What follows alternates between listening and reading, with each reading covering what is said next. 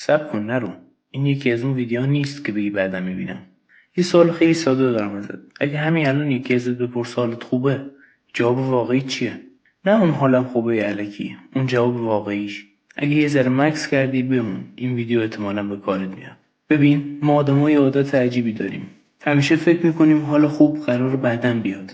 بگیم بذار این ماه بگذره، بذار کارم درست بشه، بذار پول دستم بیاد، بذار فلانی یه زنگ بزنه، بذار یه روز خلوت پیدا کنم.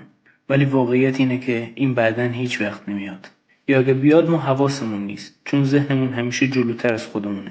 هیچ وقت اینجا نیست. مثلا یاد میاد یه زمانی آرزوت چی بود؟ شاید یه گوشی بهتر، یه خونه جمع و جور، یه شغل معمولی، یا فقط اینکه یه شب با خیال راحت بخوابی. الان خیلی از اینا رو داری، ولی خوشحالی؟ نه، چون بده، چون عادت کردی. ما خیلی سریع به خوبی عادت میکنیم، ولی به بدیان نه. بدی‌ها همیشه تازن. همین باعث میشه که همیشه فکر کنیم عقلیم، در حالی که شاید فقط داریم بد نگاه میکنیم. اصلا ما استاد اینیم تو بهترین شرایط هم بگیم اگه فلان چیزم بود عالی میشد. یعنی هیچ وقت هیچ چیز عالی نیست. یا یه چیزی کمه، یا یه چیزی زیاده، یا یکی از تومون رو خورد میکنه. زندگی ما همیشه روی حالت تقریبا خوب تنظیم شده. نمیخوام بگم همه چی خوبه، نه اصلا. خیلی خستن، خیلی داغونن، خیلی حال ندارن. ولی یه فرق هست بین حال ندارن و هیچی ندارن. بیشتر ما میدونیم، فقط اولی رو بلندتر حس میکنیم. مشکل اینه که هیچ کس بهمون یاد نداده وسط شلوغی زندگی یه لحظه وایسی. واقعا آخرین باری که نشستی و گفتی الانم بد نیست کی بود؟ نه اینکه عالیه، نه اینکه رویاییه، فقط بد نیست. همین جمله خیلی وقت از ذهنمون در نمیاد. خیلی‌ها بعدا میگن کاش اون روزا رو میفهمیدم. ولی واقعیت اینه که اون روزا هم فکر میکردن دارن بد میگذرونن. ما همیشه دیر میفهمیم، هم آدما رو، هم لحظه ها رو، هم خودمون. یه کار خیلی کوچیک انجام بدن، نه فلسفه، نه دفترچه عجیب. امشب فقط 3 چیز خیلی معمولی رو توی ذهنت بیار که امروز داشتی. مثلا یه چایی، یه پیام، یه خنده کوتاه، یا حتی یک لحظه سکوت. چیزایی که اگه نبودن میفهمیدی چقدر مهم بودن. خوشبختی قرار نیست یه اتفاق خفن باشه. قرار نیست همیشه بخندی. قرار نیست همیشه درست باشه. گاهی فقط اینه که وسط این همه شلوغی بگی الان هم دارم زندگی میکنم. اگه تا اینجا اومدی یعنی یه جایی از حرفا به دلت نشسته. پس این ویدیو رو یا نگه دار یا بفرست برای کسی که این روزا حالش یه ذره کجه. شاید فقط لازم داره یکی آروم بهش بگه هنوز همه چی تموم نشده. مراقب خودت باش، نه خیلی سخت نه خیلی جدی، فقط همون قدری که لازم داری. یه چیز بگم، ما آدما تنبل نیستیم، ما فقط خستیم. و بدیش اینه که خیلی وقتا حتی نمیدونیم از چی.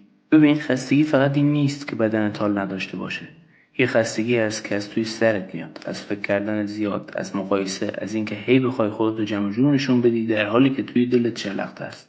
تا حالا شده کل روز کاری نکنی ولی شب بگی له شدم؟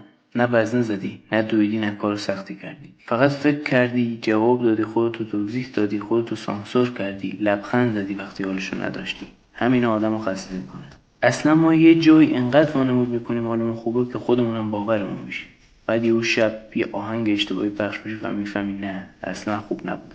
میدونی چرا زود خسته میشیم؟ چون همیشه در حال دویدنیم بدون مقصد، همیشه در حال توضیح دادنیم بدون اینکه شنیده بشیم، همیشه در حال قوی بودنیم بدون استراحت. هیچ کس بهمون نگفته ضعیف بودن گاهی یعنی زندگی. آخرین باری که به یکی گفتی حالم خوب نیست و نترسیدی قضاوتش کی بود؟ اگه یاد نمیاد مشکل از تو نیست. خیلی‌ها میگن من بلد نیستم استراحت کنم، ولی حقیقت اینه که بلدن، فقط عذاب وجدان میگیرن. انگار اگه یه لحظه وایسی دنیا از دستت در میره، در حالی که خیلی وقتا دنیا داره از روی تو رد میشه و تو فقط تماشا ببینی. امشب یه کار عجیب کن، یه کاری که لازم نیست رو انجام نده، نه برای تنبلی، برای احترام به خودت. یه پیام رو دیرتر جواب بده، یه کارو بنداز فردا، یه نه کوچولو بگو. ببین دنیا خراب میشه؟ نه، ولی تو یه ذره سبک میشی. قرار نیست همیشه قوی باشی، قرار نیست همیشه بدونی چی میخوای، قرار نیست همیشه جلوتر از بقیه باشی.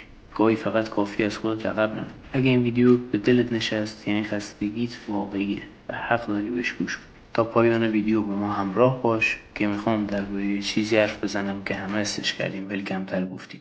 تنهایی، نه اون تنهایی فیزیکی، اون تنهایی که حتی بین آدم‌ها هم هست. اگه این حس رو میشناسی قسمت بعد رو از دست نده. میدونی چی خسته کننده تر از کار و فکره؟ اینکه دورت شلوغه ولی دلت ساکته.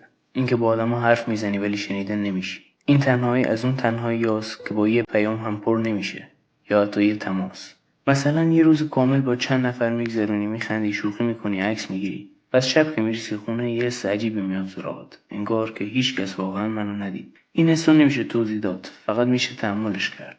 اصلا ما یه جایی رسیدیم که استیکر میفرستیم چون حال توضیح دادن نداریم. میگیم حوصله ندارم حرف بزنم، ولی حقیقت اینه که حوصله نفهمیده شدن نداریم. یه چیز دیگه هم هست که خیلی اونو خسته کرده ولی اسمشو نمیاری. وابستگی. نه اون وابستگی عاشقانه واضح، اون وابستگی یواشکی، به توجه، به تایید، به اینکه یکی بگه تو مهمی.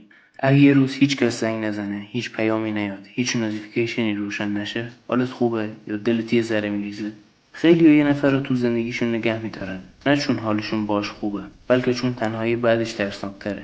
نه دعوا میکنن، نه خوشحالن، فقط عادت کردن. ببین هیچ کس قرار نیست اون خلأ رو کامل پر کنه، نه رفیق، نه عشق، نه خانواده، نه فالوور، نه لایک. اون قسمت یه جاش فقط مال خودته.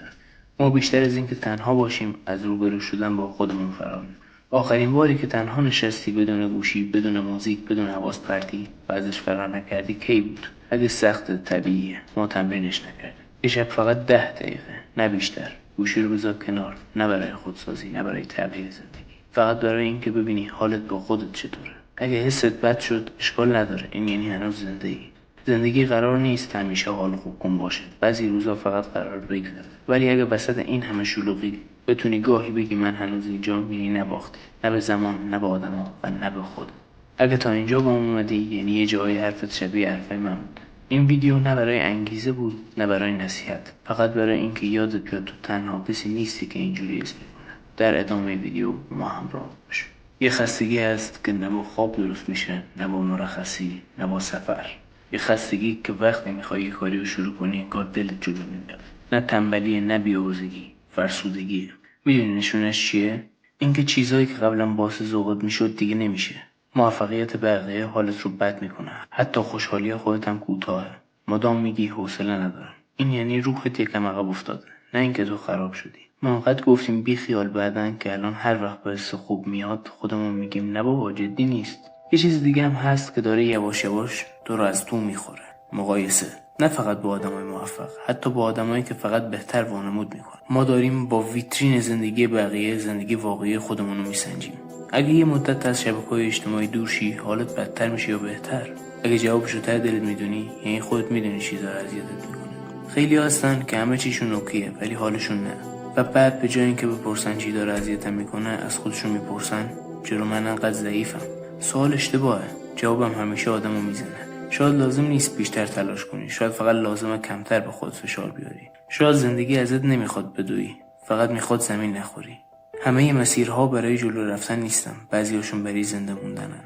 اگه الان یه نفس عمیق کشیدی به شونهات یه ذره افتاد، همین یعنی بدنت داشت بهت میگفت کافیه.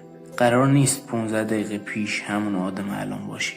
اگه تو این ویدیو یه جاهایی یادت افتاد چقدر خسته بودی، چقدر تنها بودی، چقدر از خودت دور شده بودی، پس این ویدیو کارشو کرده. نه برای تغییر زندگی، برای اینکه یادت بیاد تو هنوز ارزش مراقبت داری. آرومتر راه برو، هیچ کس قرار نیست جای تو زندگی کنه.